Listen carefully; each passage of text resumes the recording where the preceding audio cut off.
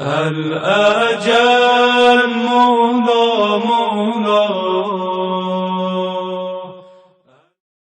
اعوذ باللہ من الشیطان الرجیم. بسم اللہ الرحمن الرحیم. امام عصر جب تشریف لائیں ہمیں وہ 313 میں پائیں، ہم اپنے آپ کو ایسا بنائیں ہمیں وہ 313 میں پائیں. آج ناظرین کی خدمت میں نیا پروگرام لے کر حاضر ہوئے ہیں جو ہمارے پروگرام کا حصہ بنے ہیں حجت الاسلام والمسلمین علی جناب مولانا ابن علی حجری صاحب. قبلہ السلام علیکم. علیکم السلام ورحمۃ اللہ وبرکاتہ. قبلہ اس بار کا سوال یہ پیش آیا کہ اول امام سے دیکھ لیں آخر امام تک کے، تو کیوں امام زمان نہیں یعنی امام مہدی نہیں کیوں پردہ غیبت اختیار کیا؟ کیوں کوئی اور امام نے پردہ غیبت اختیار نہیں کیا؟ کیوں صرف یہ مختص امام زمان ہوا؟ تھوڑی سی آپ اس کے اوپر روشنی فرمائیے کہ ناظرین اور ہم مستفید ہو سکیں. بسم اللہ الرحمن الرحیم. الحمد للہ العلیم الخبیر. الصلاۃ والسلام علی محمد وآلہ الطاہرین. جی یہ سوال بہت سارے لوگوں کے ذہن میں آ سکتا ہے اور آیا ہوگا، اور یہ اچھا سوال آپ نے کیا کہ امام زمانہ ہی کیوں پردہ غیب میں گئے اور انہوں نے پردہ غیبت کو کیوں اختیار کیا. اصل میں جتنے بھی ائمہ علیہ السلام ہیں یا انبیاء علیہ السلام ہیں وہ وہی کرتے ہیں جو اللہ چاہتا ہے، یعنی وہ حکم الہی کے تابع ہیں. پروردگار عالم جو ان سے جو کام لینا چاہتے ہیں پروردگار، تو وہ اس کو انجام دیتے ہیں. اب امام زمانہ جو پردہ غیب میں گئے، پردہ غیب میں وہ خود نہیں گئے بلکہ اللہ کے حکم سے گئے. جیسے مثلا یہ کہ بہت سارے لوگ یہ سوال کرتے ہیں کہ امام حسن نے کیوں جنگ نہیں کی، صلح کیوں فرمایا، امام حسین نے کیوں جنگ کی ہے. یعنی بہت سارے لوگ کہتے ہیں مثلا امام حسن کے مزاج میں نرمی تھی اور امام حسین کے مزاج میں گرمی تھی، لہٰذا انہوں نے جنگ کی، انہوں نے صلح کی. ایسا نہیں ہے، یہ امام وقت ہے، معصوم ہے، انتخاب پروردگار ہے. تو لہٰذا اگر امام حسن کی جگہ پہ امام حسین ہوتے تو وہ بھی صلح کرتے، اور امام حسن اگر امام حسین کی جگہ پر ہو تو وہ بھی جنگ کرتے. ان کا مقصد یہ ہے کہ اللہ کا دین بچے، پروردگار کا دین بچے. ایسے ہی جو دیگر ائمہ علیہ السلام ہے وہ پردہ غیب میں کیوں نہیں گئے، آخری امام ہی کیوں پردہ غیب میں گئے؟ ٹھیک ہے، کیونکہ ان کا اللہ نے جس امام کو جو کام سپرد کیا تھا، امام نے اس کو بنائے ہوئے احسن انجام دیا. ٹھیک ہے، ہمارے سارے امام شجاع اور بہادر تھے، ٹھیک ہے، لیکن جنگ میں جو نام آتا ہے وہ مولا علی کا آتا ہے، امام حسین کا آتا ہے. کیا دیگر ائمہ معصوم جو بہادر نہیں تھے، شجاع نہیں تھے، لیکن مصلحت یہ نہیں تھی وہ تلوار اٹھائے. ٹھیک ہے، اب مثلا سارے امام صادق ہے لیکن ایک امام سے لقب مخصوص ہو گیا، سارے امام رضا ہے ایک امام سے مخصوص ہو گیا. ٹھیک ہے، ایسے سارے امام ہمارے قاسم ہیں کہ وہ ساری صفت جو ہے امام کے اندر پائی جاتی ہے، لیکن کوئی اگر ایک صفت امام سے مخصوص ہو رہی ہے تو اس کا مطلب یہ نہیں کہ وہ دوسرے اماموں میں نہیں ہے. ایسے ہی مثلا کیونکہ جو 11 امام ہمارے تھے ان کو ظالموں نے شہید کر ڈالا. امام زمانہ کے علاوہ جتنے 11 اماموں کا سلسلہ تھا ان کو یا زہر سے شہید کیا، تلوار کے ذریعے شہید کر دیا. اب جب امام عسکری علیہ السلام کی شہادت واقع ہوئی ہے 260 ہجری میں، امام زمانہ کی عمر کتنی تھی؟ 5 سال، کیونکہ امام زمانہ کی جو ولادت ہے وہ 255 ہجری میں.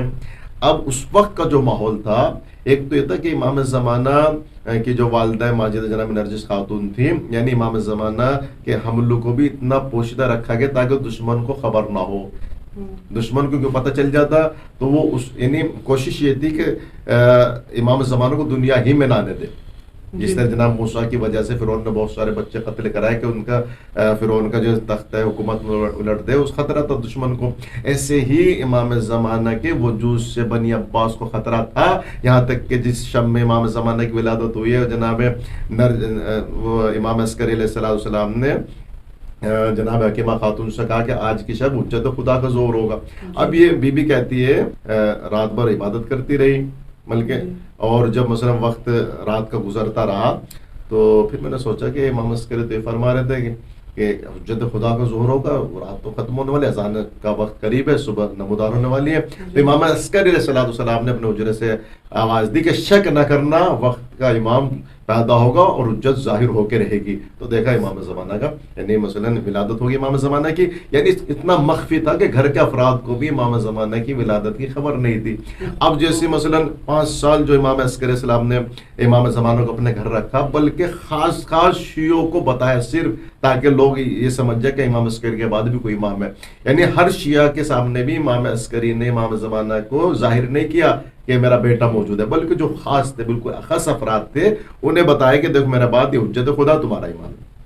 اب جب امام زمانہ نے اپنے بابا کی جو نماز جنازہ پڑھائی، اور مثلاً اس وقت لوگوں کو پتہ چلا، کیونکہ اس وقت جو ہے مثلاً جو ان کے بھائی تھے جعفر، تو وہ نماز جنازہ پڑھانے کے لیے جاتے نہیں، امام زمانہ ہے کہ نہیں میں چچا میں نماز پڑھاؤں گا اپنے بابا کی۔ تو اس وقت بنی عباس کو پتہ چلا کہ ان کا بیٹا موجود ہے، تو اسی وقت پھر بنی عباس نے لشکر بھیجا امام عسکری گھر پہ، تاکہ امام زمانہ کو گرفتار کرے، انہیں قتل کر دے۔ تو امام زمانہ بحکم الہی غیبت صغریٰ میں چلے گئے، یعنی اللہ نے اس لیے امام زمانہ کو پردہ غیب میں رکھا تاکہ دشمنوں کے شر سے محفوظ رہے، اور مثلاً یہ دشمن امام زمانہ کو قتل نہ کر سکے، کیونکہ اگر اسی وقت امام زمانہ قتل ہو جاتے تو اب یہ سلسلہ جو ہدایت کا تھا جیسے قیامت تک جانا تھا، اب قیامت کب آئے گی اس کا علم تو اللہ کو ہے۔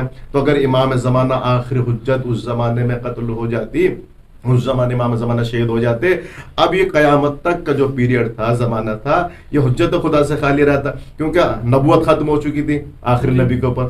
امامت کا سلسلہ جو امام زمانہ تک پہنچ رہا تھا، اگر امام زمانہ بھی قتل ہو جاتے، شہید ہو جاتے، تو پھر قیامت تک کون ہادی تھا جو لوگوں کی ہدایت کرتا؟ تو لہٰذا امام زمانہ بحکم الہی پردہ غیب میں پہنچے، اور جب اللہ کا حکم ہوگا تو پردہ غیب سے ظہور فرمائیں گے، اور انشاءاللہ ہماری دعا ہے کہ جلد سے جلد امام کا ظہور ہو جائے اور پروردگار ہمیں امام کے انصار میں شامل فرمائے۔ جی قبلہ، سبحان اللہ، ماشاءاللہ۔ تو یعنی ہم نتیجہ لیتے کہ یہ اللہ کے حکم سے ہوا، جی اور سارے امام ایک ہیں۔ جی جی جی، جیسا کہ اللہ نے قرآن میں بھی فرمایا اللہ نور السماوات والارض مثل نورہ کمشکات، اس کا مشکات میں مطلب یعنی ہوا امام علی علیہ السلام۔ تو پھر اس کے بعد یہ بھی آیا تھا، آپ نے اپنے بیان میں فرمایا امام حسن اگر امام حسین کی جنگہ ہوتے تو وہی کام کرتے جو امام حسین نے کیا، اور امام حسین اگر امام حسن کی جنگہ ہوتے تو وہی کام کرتے جو امام حسن نے تو کیا۔ قرآن میں بھی پھر اس کے بعد 2 بار فیہا مصباح المصباح آیا، کہ یعنی کہ یہ امام علی کا نور لے کے ادامہ دیں گے، اور جو ان کے بیان ہیں تو یعنی 12 امام اسی ترتیب سے جو پہلے امام نے وہ کام کیا ہے وہ 12 امام تک کے۔ اچھا، وہ رسول اللہ صلی اللہ علیہ وسلم کا حدیث موجود ہے، اولا محمد، اوسطا محمد، آخر محمد، کلنا، ہم سب کے سب محمد ہے، تو یہ سب کے سب محمد ہے۔ تو جس محمد کو جو کام سپرد کیا اللہ نے، اس کو بنائے ہوئے احسن جو ہے وہ انجام دیا گیا۔ جی سبحان اللہ، ماشاءاللہ، خدا آپ کی توفیقات میں مزید اضافہ فرمائے۔ اللہ انشاءاللہ آپ کو اللہ سلامت رکھے۔ یہ تھے حجت الاسلام والمسلمین علی جناب مولانا ابن علی حیدری صاحب۔ امید ہے آپ نے ان کے بیان سے استفادہ کیا ہوگا۔ انشاءاللہ اندر نیا پروگرام لے کر ناظرین کی خدمت میں حاضر ہوں گے۔